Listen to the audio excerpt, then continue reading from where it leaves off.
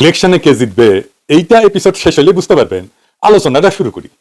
Ziaur Rahman successful রাষ্ট্রনায়ক হইতে পারছিলেন কারণ তিনি বাইসা বাইসা সব মালগুলারে দেশ চালানোর দায়িত্ব দিছিলেন। দুর্ভাগ্যজনকভাবে তারেক রহমানের আশেপাশে জুটছে ধান্দাবাজ, ইতর এবং অপদার্থগুলা।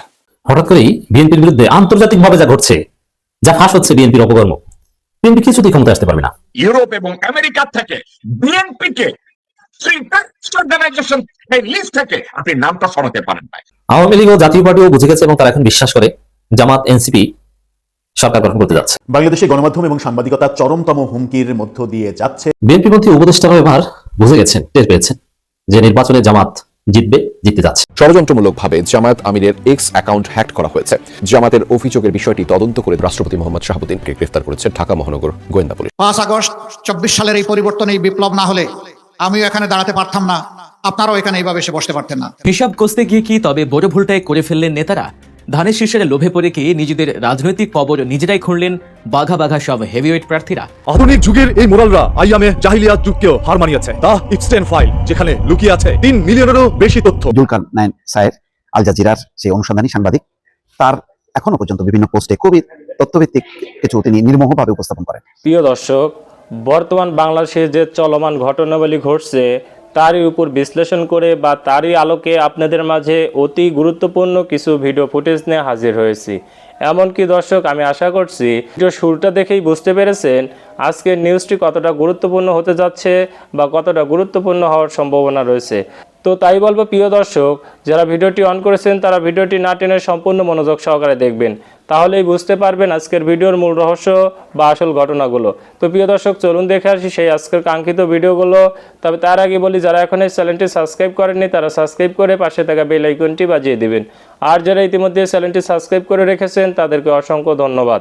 তো চলুন দর্শক, আমরা একটা লাইক দিয়ে ধারাবাহিকভাবে ভিডিওর সকল বিস্তারিত আলোচনা দেখে আসি। ইলেকশনে কে জিতবে এইটা এপিসোড শেষ হলে বুঝতে পারবেন। আলোচনাটা শুরু করি। জিয়াউর রহমান সাকসেসফুল রাষ্ট্রনায়ক হইতে পারছিলেন কারণ তিনি বাইসা বাইসা সব মালগুলারে দেশ চালানোর দায়িত্ব দিয়েছিলেন। ওনারা যে মেধাতেই সেরা ছিলেন তাই না, রাজনৈতিক পরিপক্কতায় ছিলেন সেরা। তাদের কেউ কেউ খালেদা জিয়ার টাইমেও ছিলেন, যেমন ধরেন সাইফুর রহমান, বি চৌধুরী স্যার, মুশিউর রহমান জাদু মিয়া।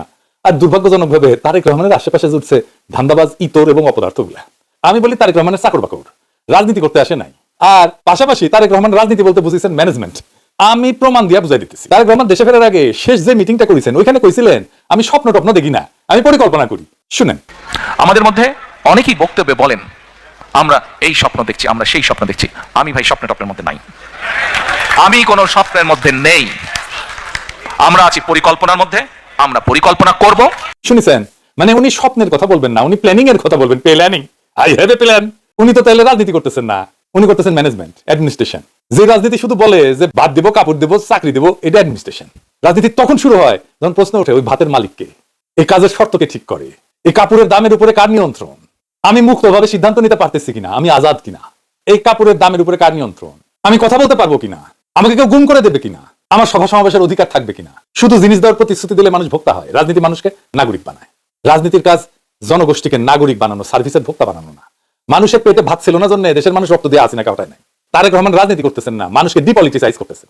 ভাত, কাপড়, কাজ, এই 3টা জিনিস হচ্ছে রাজনীতি শুরু হওয়ার শূন্য বিন্দু। মানে এখান থেকে রাজনীতি শুরু হয়, এটা না থাকলে রাজনীতি শুরু হয় না। কিন্তু এইখানে থেমে গেলে কি হয় জানেন, মানুষ নাগরিক থাকে না, মানুষ বেনিফিশিয়ারি হয়ে যায়, ভোক্তা হয়ে যায়, কার্ডধারী হয়ে যায়, নাম্বার হয়ে যায়।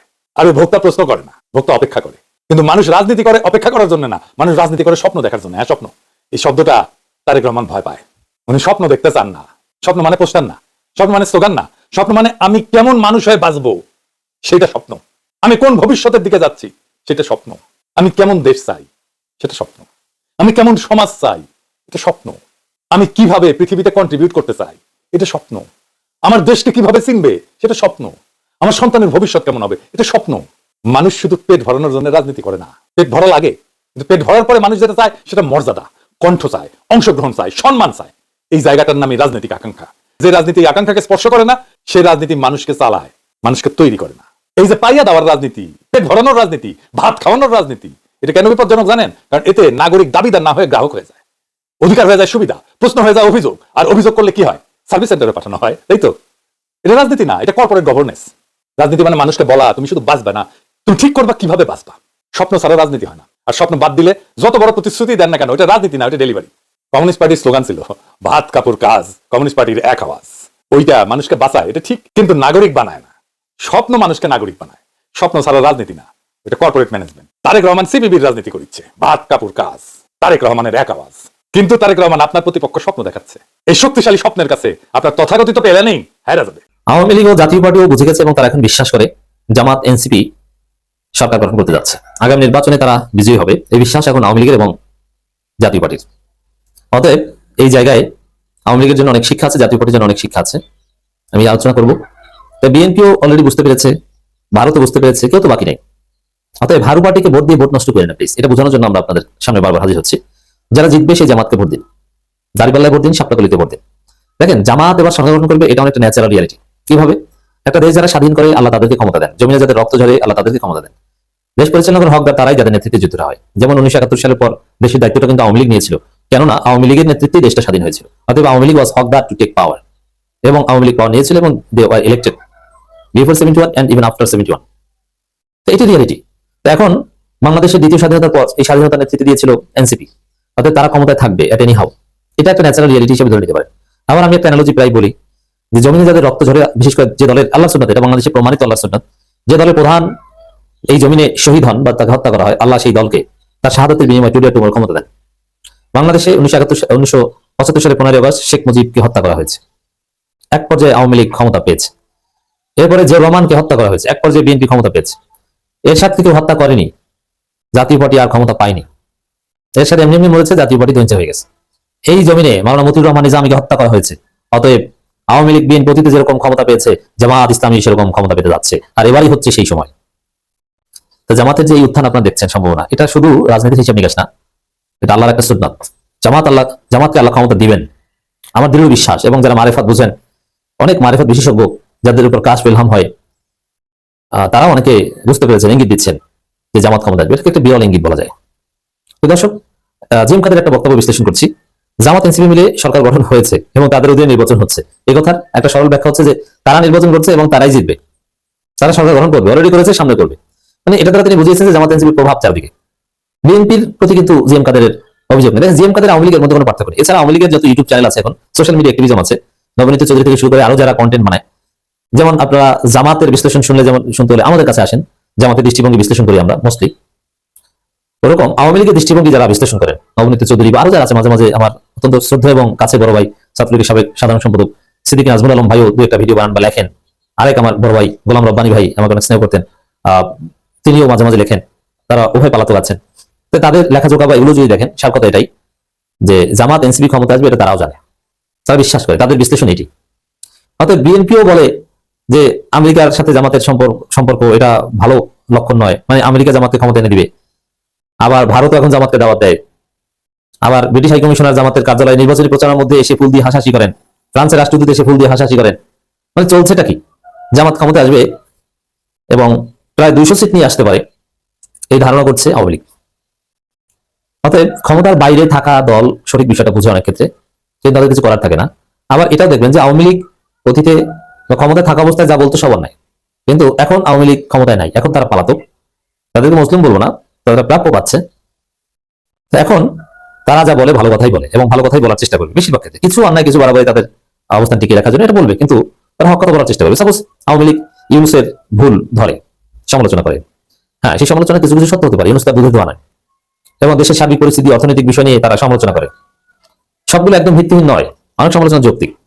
কেন যৌক্তিক? হ্যাঁ, বিরোধী দলে থাকলে যৌক্তিক কথাই বলে, সরকারি দলে থাকলে এটা অস্বীকার করে। এখন আওয়ামী লীগ তো বিরোধী দলে না, কিছু দলে না, আওয়ামী লীগ হচ্ছে নিষিদ্ধ, কিন্তু তারপরও অনেক হক কথা বলার চেষ্টা তারা করবে। হিসাব কষতে গিয়ে কি তবে বড় ভুলটাই করে ফেললেন নেতারা?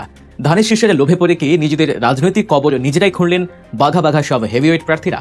জোটে গিয়েও যেন রক্ষা নেই, বরং ঘরের শত্রুই এখন বিভীষণ। ভেবেছিলেন বিএনপি জোটের টিকিটে সংসদ কাঁপাবেন, মন্ত্রী এমপি হয়ে দাপিয়ে বেড়াবেন, কিন্তু এখন তাদের জামানত বাঁচানোই দায় হয়ে পড়েছে। ভিপি নূর থেকে শুরু করে আন্দালিব রহমান পার্থ, কারোই কপালেই জুটছে না স্বস্তি। বিএনপির সাথে হাত মিলিয়ে এরা কি আসলে মহাবিপদে পড়লেন, নাকি আড়াল থেকে অন্য কোনো খেলা চলছে যা সাধারণ মানুষের চোখের আড়ালে? জামায়াতের সঙ্গ ছেড়ে বিএনপির নৌকায় পা দিয়ে যারা আজ মাঝ নদীতে হাবুডুবু খাচ্ছেন, তাদের করুণ পরিণতির আসল চিত্রটা জানলে আপনিও চমকে যাবেন। আজকের ভিডিওতে আমরা দেখব বিরোধী জোটের সেই 7 জন ক্ষমতালোভী নেতার বর্তমান অবস্থা, যারা ধানের শীষের আশায় দল বদল করেও আজ হতাশায় নিমজ্জিত। কিভাবে নিজেদের দলের বিদ্রোহীদের দাপটে কোণঠাসা হয়ে পড়েছেন তারা। চলুন রাজনীতির এই ভেতরের খবরগুলো ব্যবচ্ছেদ করা যাক। শুরুতে আসা যাক গণ অধিকার পরিষদের সভাপতি নুরুল হক নুরের কথাই। পটুয়াখালী 3 আসন থেকে ট্রাক মার্কা নিয়ে নির্বাচনে নেমেছেন তিনি। সোশ্যাল মিডিয়ায় তার হুঙ্কার শোনা গেলেও মাঠের চিত্র বলছে ভিন্ন কথা। সবকিছু ঠিকঠাক থাকলে নির্বাচনে নুরুদের ট্রাক যে উল্টে খাদে পড়তে যাচ্ছে তা এক প্রকার নিশ্চিত হয়েই বলা যায়। জুলাইয়ের যোদ্ধাদের সাথে এক প্রকার গাদ্দারি করেই ক্ষমতা লোভে বিএনপি জোটে ভিড়েছিলেন তিনি। ভেবেছিলেন বিএনপির ভোট ব্যাংক তাকে পার করে দেবে, কিন্তু কপাল পুড়তে যাচ্ছে তার। কারণ এই আসনে বিএনপির সঙ্গে নূরের সমঝোতা হলেও মাঠ ছাড়েননি খোদ বিএনপির নির্বাহী কমিটির সাবেক সদস্য হাসান মামুন। হাসান মামুন দল থেকে পদত্যাগ করে স্বতন্ত্র প্রার্থী হিসেবে দাঁড়িয়েছেন এবং স্থানীয় বিএনপির নেতাকর্মীরা নূরের বদলে মামুনের পক্ষে শক্ত অবস্থান নিয়েছে। নূরের পক্ষে সেখানে কার্যত কেউ নেই। পরিস্থিতি সামাল দিতে বিএনপির কেন্দ্র থেকে এই 2 উপজেলার কমিটি বিলুপ্ত করা হয়েছিল তারেক রহমানের নির্দেশে, কিন্তু এতে হিতে বিপরীত হয়েছে। বিলুপ্ত কমিটির ক্ষুব্ধ নেতাকর্মীরা আরও দ্বিগুণ উৎসাহে হাসান মামুনের পক্ষে প্রচারে নেমেছেন। অন্যদিকে এই আসনে পাল্লা দিয়ে লড়ছেন জামাতের প্রার্থী শাহ আলম। ফলে ভিপি নূর এখন না ঘরকা না ঘাটকা অবস্থায়। এবার দৃষ্টি দেওয়া যাক ঢাকার দিকে। ঢাকা 13 আসনে এনডিএম চেয়ারম্যান ববি হাজ্জাজ নিজের দল বিলুপ্ত করে ধানের শীষ প্রতীকে নির্বাচন করছেন। আপাত দৃষ্টিতে মনে হতে পারে বিএনপির সমর্থন নিয়ে তিনি সুবিধাজনক অবস্থায় আছেন, কিন্তু বাস্তবতা হলো স্থানীয় বিএনপির নেতাকর্মীদের তিনি সেভাবে নির্বাচনী মাঠে নামাতে পারেননি। কারণটা বেশ গুরুতর। এই আসনে তার প্রতিদ্বন্দ্বী হিসেবে দাঁড়িয়েছেন আল্লামা মামুনুল হকের মতো জাতীয় পর্যায়ের নেতা। গোটা এলাকায় মামুনুল হকের রিকশা প্রতীকের পক্ষে এক বিশাল গণজোয়ার সৃষ্টি হয়েছে। সাধারণ ভোটাররা মনে করছেন ববি হাজ্জাজ এখানে উড়ে এসে জুড়ে বসা প্রার্থী। অন্যদিকে মামুনুল হক তার একান্ত সাক্ষাৎকারে সন্ত্রাস, চাঁদাবাজি ও মাদক মুক্ত এলাকা গড়ার যে প্রতিশ্রুতি দিয়েছেন তাতে সাধারণ মানুষের আস্থা তার দিকেই বেশি ঝুঁকছে। ফলে ববি হাজ্জাজের স্বপ্ন এখানে দুঃস্বপ্নে পরিণত হতে পারে। দর্শক, রাজনীতির এমন সব গভীর বিশ্লেষণ এবং অজানা খবর সবার আগে পেতে আমাদের চ্যানেল গল্প নিউজ এখনই সাবস্ক্রাইব করে রাখুন। এবার আসি বাম ঘটনার রাজনীতি থেকে আসা সাইফুল হকের প্রসঙ্গে। মিত্র দলের সঙ্গে সমঝোতায় আসন ছাড় দেয় বিপ্লবী ওয়ার্কার্স পার্টির সাধারণ সম্পাদক সাইফুল হক ঢাকা 12 আসন থেকে কোদাল মার্কায় নির্বাচন করছেন। কিন্তু এখানেও সেই একই চিত্র বিএনপির বিদ্রোহী প্রার্থী। এই আসনে বিএনপির বিদ্রোহী হিসেবে লড়ছেন ঢাকা মহানগর উত্তর বিএনপির সাবেক আহ্বায়ক ও কেন্দ্রীয় যুব দলের সাবেক সভাপতি সাইফুল আলম নীরব। তিনি ফুটবল প্রতীকে নির্বাচন করছেন। দলের সিদ্ধান্তের বাইরে যাওয়ায় তাকে বহিষ্কার করা হলেও বিএনপির মূল ভোট ব্যাংক বা কর্মীদের বড় অংশটি কিন্তু নীরবেই তার পক্ষে কাজ করছে। মজার বিষয় হলো এই আসনটি নিয়ে বিএনপির ভেতরে আগে থেকেই 2টি গ্রুপে বিভক্তি ছিল। একটি অংশ নীরবের পক্ষে, আরেকটি অংশ আনোয়ার হোসেনের পক্ষে। এখন যখন সাইফুল হক সেখানে জোটের প্রার্থী, তখন বিএনপির এই অভ্যন্তরীণ কোন্দল তাকে আরও বিপদে ফেলেছে। অন্যদিকে নিজের এলাকায় ফুরফুরে মেজাজে আছেন দাঁড়িপাল্লা প্রতীকের প্রার্থী। ফলে সাইফুল হকের কোদাল যে শক্ত মাটিতে কোপ দিতে পারবে না তা অনেকটা স্পষ্ট। প্রিয় দর্শক, আমি আশা করছি ভিডিওটি সম্পূর্ণ মনোযোগ সহকারে দেখেছেন। সেই সাথে ভিডিও সম্পর্কিত কোনো তথ্য বা মতামত থাকলে কমেন্ট বক্সে জানিয়ে যাবেন। আজকের মতন এখানে শেষ করছি। ফিরে আসছি আগামী দিনে নতুন একটি টপিক নিয়ে। সে পর্যন্ত সবাই ভালো থাকবেন। আল্লাহ হাফেজ।